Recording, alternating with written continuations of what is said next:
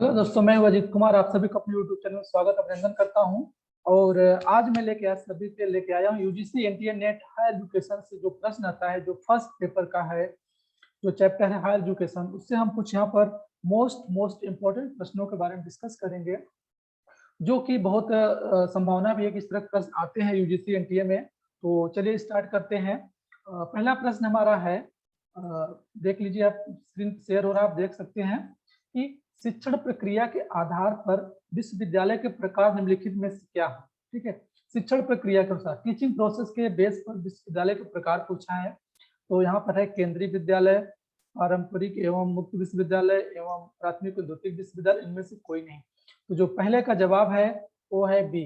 ठीक है, पहले का जो जवाब है वो बी है, पारंपरिक और मुक्त विश्वविद्यालय होते हैं शिक्षण प्रक्रिया के आधार पर। चलिए आगे बढ़ते दूसरा क्वेश्चन देखते हैं। दूसरा क्वेश्चन क्या कहता है, संबद्ध विश्वविद्यालय का तात्पर्य है, संबद्ध विश्वविद्यालय का तात्पर्य है, पहला ऑप्शन है ऐसा विश्वविद्यालय जिनके द्वारा पाठ्यक्रम लागू किए जाते हैं एवं परीक्षाओं का संचालन किया जाता है, या फिर दूसरा है ऐसे विश्वविद्यालय जिनके बीच केंद्रीय परिसर में शिक्षण कार्य न होकर संबद्ध विश्वविद्यालय में संपन्न होता है, सी है उपयुक्त दोनों, डी है उपयुक्त कोई नहीं। जो संबद्ध विश्वविद्यालय का तात्पर्य होता है ए भी है बी भी है, मतलब जो आपका सी है, सी जो आपका है करेक्ट आंसर है। ठीक है, संबद्ध विश्वविद्यालय तो दोनों है। थर्ड नेक्स्ट क्वेश्चन देखते हैं। तीसरा क्वेश्चन है, आपकी स्क्रीन पे आ रहा है, एकात्मक शिक्षण विश्वविद्यालय निम्नलिखित में से किसे कहा जाता है। एकात्मक, ठीक है, एकात्मक शिक्षण महाविद्यालय किसे कहा जाता है। तो ऑप्शन आपके सामने ही है, संबद्ध विद्यालय को, आवासीय विद्यालय को, उपयुक्त दोनों को, उपयुक्त में से कोई नहीं। तो जो तीसरे का जवाब है, तीसरे का जवाब है ये बी है, आवासीय विश्वविद्यालय को कहा जाता है। ठीक है, एकात्मक। इसके बाद नेक्स्ट क्वेश्चन देखते हैं, आपके सामने स्क्रीन पे आ रहा है चौथा क्वेश्चन। इसमें देखते हैं, राष्ट्रीय ओपन स्कूल की स्थापना कब की गई। राष्ट्रीय ओपन स्कूल की स्थापना कब गई, 1989, 1990, 1992, इनमें से कोई नहीं। तो जो चौथे का जवाब होगा वो आपका है ए, 1989 में राष्ट्रीय ओपन स्कूल की स्थापना की गई। नेक्स्ट हमारा है एनसीईआरटी की स्थापना कब की गई। ठीक है, एनसीईआरटी की स्थापना कब की गई, 1995 में, 1960 में, 1961 में। ठीक है, तो जो पांचवा है एससी है, एनसीईआरटी का स्थापना 1991 में हुआ था, सॉरी 61 में हुआ है। ठीक है, और नेक्स्ट क्वेश्चन देखते हैं, निम्नलिखित में किस शिक्षा की जांच हंटर आयोग द्वारा की गई है। इनमें से हंटर आयोग द्वारा जांच किसकी की गई है, दूरस्थ शिक्षा का, मुक्त विश्वविद्यालय का, और माध्यमिक प्राथमिक ऑप्शन 4 है आप सामने, आप इसमें से, और इसी साथ साथ अपना चेक कर सकते हैं कि आपकी तैयारी किस तरह से हुई है। ठीक है, तो इसका जो यहाँ पर हंटर आयोग की जांच किया गया था, प्राथमिक शिक्षा का जांच किया गया था। ठीक है, तो 6 नंबर का सी विल बी करेक्ट आंसर। ठीक है, नेक्स्ट देखते हैं सातवां क्वेश्चन हमारा, निम्नलिखित में से किस वायसराय के शासनकाल में भारतीय विश्वविद्यालय आयोग की स्थापना की गई। तो जो सातवें का जवाब होगा और वो है सी, लॉर्ड कर्जन के शासनकाल में भारतीय विश्वविद्यालय आयोग का स्थापना किया गया था। ठीक है, आठवां क्वेश्चन है, अनौपचारिक शिक्षा की प्रमुख विशेषता क्या है। छात्र केंद्रित दृष्टिकोण, शिक्षक केंद्रित दृष्टिकोण, पाठ्यक्रम प्रधान दृष्टिकोण, और शिक्षक केंद्रित पाठ्य दृष्टिकोण। ठीक है, तो हमारा जो आठवें का जवाब है ये है ए, छात्र केंद्रित दृष्टिकोण का विशेषता अनौपचारिक शिक्षा की।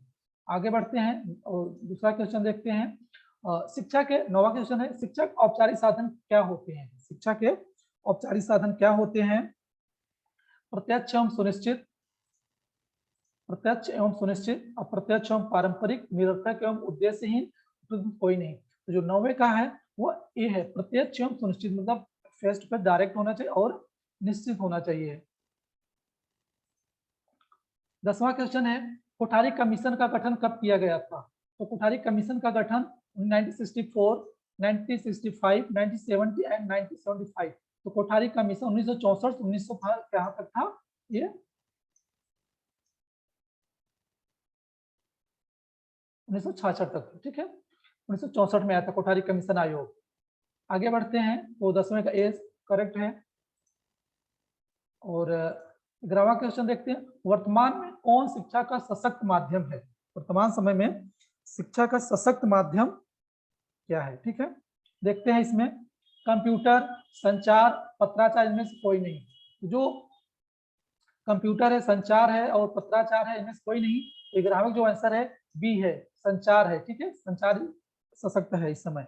12वीं क्वेश्चन है, निम्नलिखित में किस राज्य में सर्वाधिक विश्वविद्यालय हैं? ये बहुत देखने में आपको बहुत सरल और बहुत इजी लग रहे हैं, बट यह क्वेश्चन कई बार यूजीसी में आ भी चुके हैं, तो इसको इस प्रश्नों को हल्के मत लीजिए। आप एक बार रिपीट करके देखिए आप कितना तैयारी किए हैं, कितना नहीं किए हैं। ठीक है,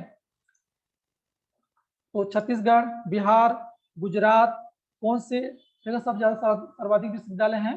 तो वह राज्य है छत्तीसगढ़। छत्तीसगढ़ में सबसे ज्यादा विश्वविद्यालय हैं। एंड 13वें का हम देखते हैं, किसने ईस्ट इंडिया कंपनी को भारत में शिक्षा प्रसार का दायित्व सौंपा? ठीक है, किसने ईस्ट इंडिया कंपनी को, जो 16वीं शताब्दी में आया था, ईस्ट इंडिया कंपनी की शिक्षा प्रसार दायित्व सौंपा था? या ब्रिटिश संसद ने ईस्ट इंडिया कंपनी को भारत शिक्षा प्रसार करने का दायित्व सौंपा था? और इसी साथ हम आगे बढ़ते हैं, अगला क्वेश्चन देखते हैं। निम्नलिखित में से कौन सी नीति प्राथमिक शिक्षा के लोकप्राधिकरण के अपनाई गई? ठीक है, और इसमें है शिक्षा के विकेंद्रीकरण को। ठीक है, इसमें का जो अपनाया गया था वो शिक्षा के विकेंद्रीकरण को। 14 का ए सही है। और हम आगे बढ़ते हैं, अगला क्वेश्चन देखते हैं। 6 से 14 वर्ष की आयु के बच्चों के लिए अनिवार्य शिक्षा का कानून कब लागू किया गया? 6 से 14 वर्ष की शिक्षा लागू कब किया गया था? 1 जनवरी 2008 को, 1 मई 2009 को, 1 अप्रैल 2010 को। ठीक है, तो यह जो 15वें का जवाब है, यह है 15वें का जवाब बी, 1 अप्रैल 2010। ठीक है, 16वें का आंसर देखते हैं। निम्नलिखित में कौन सी समिति शैक्षणिक सुधारों से संबंधित है? 16 का जो जवाब होगा वो है यशपाल समिति। यशपाल समिति है जो शैक्षणिक सुधारों से संबंधित है। ठीक है, यशपाल समिति। 17 हर्टन समिति का स्थापना कब की गई? ठीक है, हर्टन 1927, 1928, 1930, 1935 में। तो इसकी स्थापना जो की गई 1928 में की गई थी। एंड 18वां 11वीं पंचवर्षीय योजना 2007 से 2012 के अंतर्गत उच्च शिक्षा में नामांकन दर का लक्ष्य क्या रखा गया है? उस समय जब अब 11वीं पंचवर्षीय योजना थी 2007-2012 के समय, उस समय क्या इसका रखा गया था कि इसका हम क्या दर रखते हैं, कितना हमारे पास होना चाहिए? तो यह 15% था। 11वीं पंचवर्षीय योजना, पंचवर्षीय योजना क्वेश्चन श्योर आते हैं, वो चाहे इसमें 11वीं पंचवर्षीय योजना में लेके आया हूँ। और जितनी पंचवर्षीय योजना आप एक बार रिपीट कर लीजिएगा कि कौन सी पंचवर्षीय में क्या लक्ष्य रखा गया, क्या उनके लिए कहा गया है, क्योंकि यहाँ से 1-2 क्वेश्चन उठते हैं पंचवर्षीय योजना से लेकर।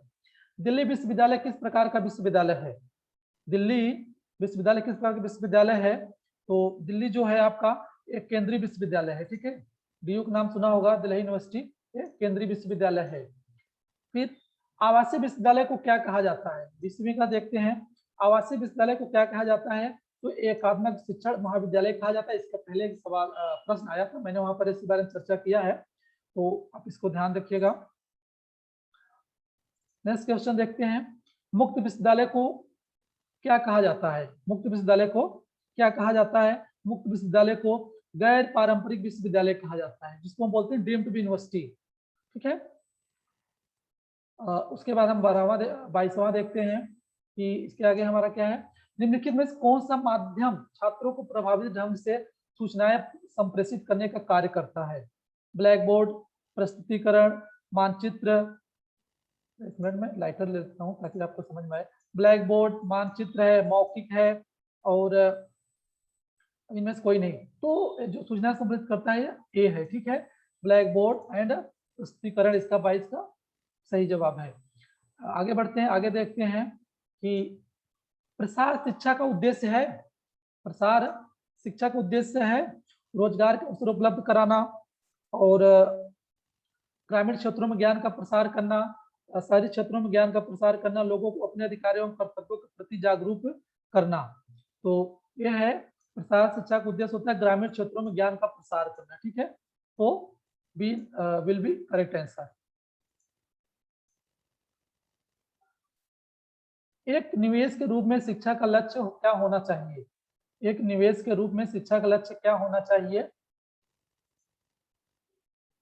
ज्ञान का संचार, उत्पादकता में वृद्धि, साक्षरता दर में वृद्धि, उपयुक्त कोई नहीं। ठीक है, तो ये होता है उत्पादकता में वृद्धि होना चाहिए, शिक्षा का लक्ष्य होता है। और नेक्स्ट क्वेश्चन देखते हैं, निम्न में से किसमें शिक्षा सेवा के संपूर्ण स्वरूप को साकार किया गया है? INSAT 1B, INSAT IE, EDUSAT 2004 या फिर इनमें से कोई नहीं। ठीक है, तो यह एडुसेट 2004 में संपूर्ण स्वरूप को साकार किया गया था। प्राथमिक शिक्षा की जांच के लिए भारत में सर्वप्रथम शिक्षा आयोग का गठन किया गया। प्राथमिक शिक्षा की जांच के लिए भारत में सर्वप्रथम शिक्षा आयोग का गठन किया गया है 1882, 1825, 1830, 1835। ठीक है, तो 1822 में आया था। ठीक है, गठन किया गया था प्राथमिक शिक्षा की जांच के लिए।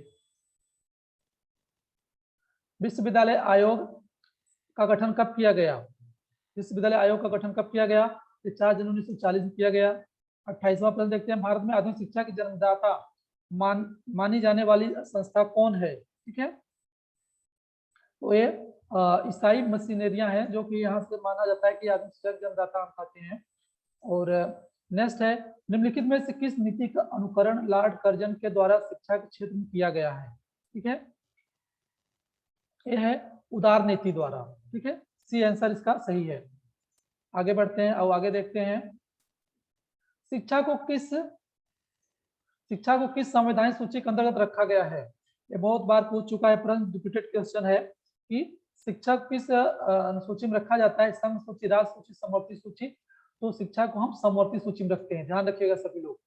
नेक्स्ट आता है, निम्नलिखित में से किस परिषद स्थापना का सुझाव सैडलर कमीशन द्वारा दिया गया?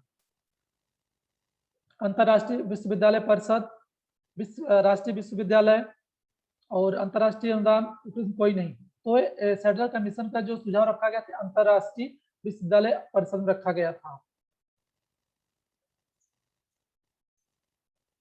भारत की प्रथम सरकारी शिक्षा नीति की घोषणा किसके द्वारा की गई? तो Lord Mountbatten, Lord Curzon, Lord Hardinge and Lord Dalhousie. Lord Hardinge के घोषणा किया गया था, इसका जो सही जवाब है वो सी है। उसके बाद फिर राष्ट्रीय शैक्षिक अनुसंधान और प्रशिक्षण परिषद किस प्रकार की संस्था है? एक स्वायत्त संस्था, एक सरकारी संस्था, एक निजी संस्था, इनमें से कोई नहीं। ठीक है, तो इसका जो जवाब होगा ये एक स्वायत्त संस्था है। आगे बढ़ते हैं और देखते हैं, CSIR की स्थापना कब हुई? ठीक है, तो ये 1932 में हुई थी, इसके 1942 में हुआ था इसका स्थापना। नेक्स्ट क्वेश्चन देखते हैं, आगे बढ़ते हैं, भारतीय चिकित्सा अनुसंधान परिषद का मुख्यालय कहाँ स्थित है? भारतीय चिकित्सा अनुसंधान परिषद का मुख्यालय कहाँ स्थित है? पुणे, कोलकाता, चेन्नई, दिल्ली। ठीक है, तो जो इसको एस्टेब्लिश है वो है दिल्ली में, ये है दिल्ली में। सहायता अनुदान प्रणाली की सिफारिश किसके द्वारा की गई? हम 36 को देखते हैं, तो हमारा 36 जो जवाब होगा वो हमारा हंटर आयोग के द्वारा किया गया था सिफारिश। फिर आता है, कोलकाता विश्वविद्यालय की जांच किस कमीशन के द्वारा की गई? ठीक है, कोलकाता विश्वविद्यालय की जांच किस कमीशन द्वारा किया गया था? तो ये है सैडलर कमीशन के द्वारा किया गया है। ठीक है,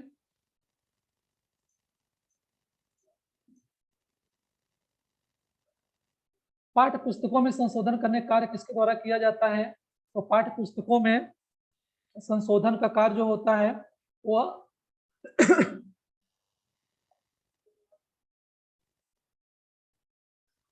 राष्ट्रीय शैक्षिक अनुसंधान एवं प्रशिक्षण परिषद, केंद्रीय माध्यमिक शिक्षा बोर्ड, दोनों, इनमें से कोई नहीं।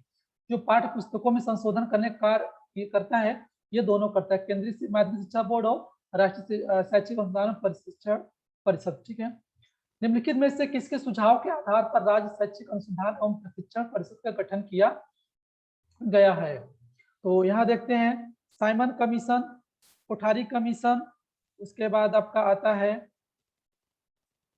हंटर आयोग, मेहता कमीशन आयोग। तो इसका जो जवाब होगा ये कोठारी कमीशन है। नेक्स्ट देखते हैं अगला क्वेश्चन, विश्वविद्यालय अनुदान आयोग का स्थापना किस उद्देश्य से की गई? जो विश्वविद्यालय अनुदान आयोग जिसको हम बोलते हैं UGC, यह स्थापना किस उद्देश्य से की गई?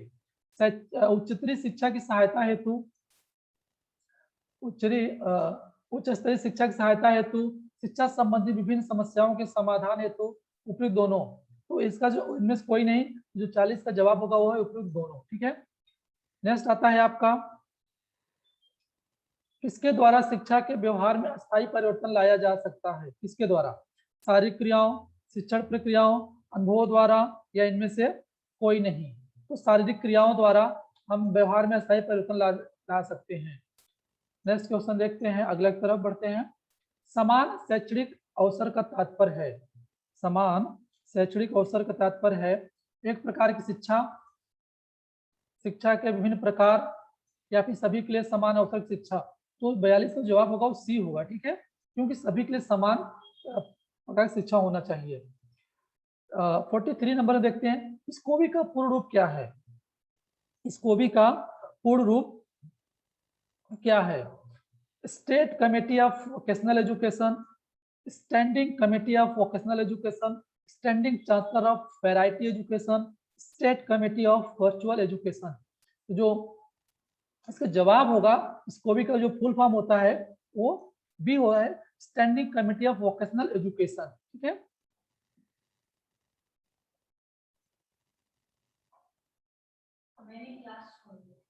संगठनात्मक विश्वविद्यालय को क्या कहा जाता है? संगठनात्मक विश्वविद्यालय को complex of college, group of college, house of college, या उपयुक्त कोई नहीं। ठीक है, तो इसको कहा जाता है कॉम्प्लेक्स ऑफ कॉलेज। उद्योग एवं वाणिज्य के लक्ष्य हैं ग्राहक संतुष्टि, राष्ट्र कल्याण, संपत्ति एवं लाभ, देश का विकास। तो इसका जो कहा जाता है उद्योग एवं वाणिज्य के लक्ष्य हैं, इस पर रखा गया है। संपत्ति का लाभ होता है। ठीक है, सामाजिक परिवर्तन के कारण है, सामाजिक परिवर्तन के कारण है शिक्षा एवं कानून व्यवस्था। एक मिनट, इसमें से यहाँ पर लगा हुआ मार्कर, मैं इसको रिमूव कर देता हूँ, अब क्लियर दिखेगा आप सभी को। सामाजिक परिवर्तन के कारण है शिक्षा एवं कानून व्यवस्था, राजनीतिक व्यवस्था, और उसके बाद आपका है ए व बी दोनों, इनमें से कोई नहीं। तो 46 का जवाब होगा सामाजिक परिवर्तन जो कारण होता है वह ए और बी मतलब दोनों है। इसका जवाब क्या गया? सी हुआ। 47 देखते हैं, ग्रामीण क्षेत्र में प्राथमिक शिक्षा की जिम्मेदारी निम्नलिखित में से किस पर है? ग्राम पंचायत एवं जिला समिति पर, सहकारी समितियों पर, उपयुक्त दोनों पर, में से कोई नहीं। तो इसका जवाब होगा यह है ग्राम पंचायत एवं जिला समिति पर होता है। ग्रामीण क्षेत्रों में प्राथमिक शिक्षा की जिम्मेदारी जो होती है ग्राम पंचायत एवं जिला समिति स्तर पर होता है। नेक्स्ट, मुक्त विश्वविद्यालय की एक प्रमुख विशेषता है निःशुल्क शिक्षा व्यवस्था करना, विद्यालय परिसर में आवास की व्यवस्था, वैचारिक मुक्ति, उपयुक्त कोई नहीं। ठीक है, तो ये जो इसका है वैचारिक मुक्ति होता है, निःशुल्क शिक्षा नहीं करता है, अब आवास की व्यवस्था करे ना करे इस पर डिपेंड करता है यूनिवर्सिटी पर। तो इसका जो जवाब होगा वो सी है, C will be correct answer. Next है आपका, साइट से क्या तात्पर्य है?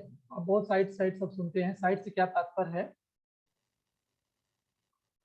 सैटेलाइट इन्वेंशन ट्रांसमिशन एक्सपेरिमेंट, या सैटेलाइट इंस्ट्रक्शनल टेलीविजन एक्सपेरिमेंट, या फिर सैटेलाइट इंडियन टेलीविजन एक्सपेरिमेंट, कोई नहीं। ध्यान रखिएगा, हायर एजुकेशन में एक दो या दो प्रश्न आपके स्टैंड फॉर फूड नाम पूछता है कि क्या है, और जैसे मैंने भी इसके पहले इसको भी शब्द आया, साइड शब्द आया, आपको इसका फुल फॉर्म क्या है, इस तरह से जितने आपका एनसीटी एनसीईआरटी आपका यूजीसी स्लेट जो भी उसमें टर्म आते हैं उसको आप एक बार जरूर कहीं से पढ़ लीजिएगा, आप लोगों के लिए एग्जाम में बहुत फायदेमंद होगा। ठीक है, तो इसको हम देखते हैं। साइट जो है यह है आपका B, satellite instructional television experiment होता है। नेक्स्ट क्वेश्चन देखते हैं, एडुसेट का प्रक्षेपित किया गया था, एडुसेट को कब प्रक्षेपित किया गया था? 10 सितंबर 2004, 15 सितंबर 2004, 20 सितंबर 2004, 25 सितंबर 2004। तो इसका प्रक्षेपित किया गया था 20 सितंबर 2004 को। ठीक है, नेक्स्ट आपका क्वेश्चन है, निम्नलिखित में से कौन सी मूल्य शिक्षा प्रदान करने की विधि नहीं है? ध्यान रखिएगा, मैं काफी वीडियो में बात कर चुका हूं कि जब प्रश्न आप पढ़िए तो एक बार ध्यान रखिए कि विधि नहीं है, विधि है। यहाँ पे ध्यान रखना चाहिए कि हम नहीं पूछा है कि है पूछा है, तो पूछा है विधि नहीं है। मनोवैज्ञानिक विधि, अभिनय विधि है, कहानी कथन विधि है, या फिर आपका वो उपदेशात्मक विधि, उपयुक्त में से कोई नहीं। इसके कोई पूछा विधि नहीं है, उपयुक्त में से कोई नहीं है। जो आपका जवाब जाएगा ये होगा डी। ठीक है, नेक्स्ट बढ़ते हैं। निम्नलिखित में से कौन सी विधि बालकों में मूल्यों का विकास करती है? निम्नलिखित में कौन सी विधि बालकों मूल्यों का विकास करती है? तो भूमिका निर्वहन विधि, पहचान विधि, साक्षात्कार विधि, ये सभी विल बी करेक्ट आंसर। निम्नलिखित में से कौन सी जीवन संबंधी मूल्यों के अंतर्गत शामिल है? आर्थिक मूल्य, बौद्धिक मूल्य, शारीरिक मूल्य, ये सभी। ठीक है, तो ये भी इसका जवाब होगा ए सभी, क्योंकि जीवन संबंधी मूल्यों के बारे में पूछा है तो वो income value and intellectual value and physical value पता ही है, तो ये सभी होगा। दोस्तों अगर यह सीरीज आपको अच्छा लग रहा है तो आप हमारे वीडियो को लाइक कमेंट शेयर करना न भूलें, और ज्यादा से ज्यादा अपने दोस्तों को शेयर करें, क्योंकि एनटीए यूजी नेट का एग्जाम बहुत पास आ गया है, इसलिए आप सभी लोग इस वीडियो को एक बार देखें। और मैं यही नहीं कहता हूँ कि आप सिर्फ इसी वीडियो को देख कर देखिए, ये जो हम लोग बनाते हैं सेट, एक सिर्फ एक अनुमानित सेट होता है कि हम एक प्रिडिक्शन करते हैं, इस तरह से प्रश्न आते हैं, तो प्रश्न पूछे गए हैं, तो इस तरह से आप तैयारी के बेस पर आप सोच सकते हो किस तरह प्रश्न आते हैं। सो दोस्तों thank you very much. Yes sir, आप यहाँ तक मैंने आपको 53 क्वेश्चन आपसे कराए हैं। नेक्स्ट सीरीज हम लेकर आएंगे 43 का आगे जो हमारा क्वेश्चन है वहां से हम शुरू करेंगे। तब तक के लिए आप सभी ध्यान रखिए, और यूजीसी एनटीए का पेपर 20 यही नवंबर से स्टार्ट हो गया है। आप सभी अच्छे से तैयारी करिए, अच्छे से पेपर देने की उम्मीद रखता हूं मैं आप सभी को wish you best of luck.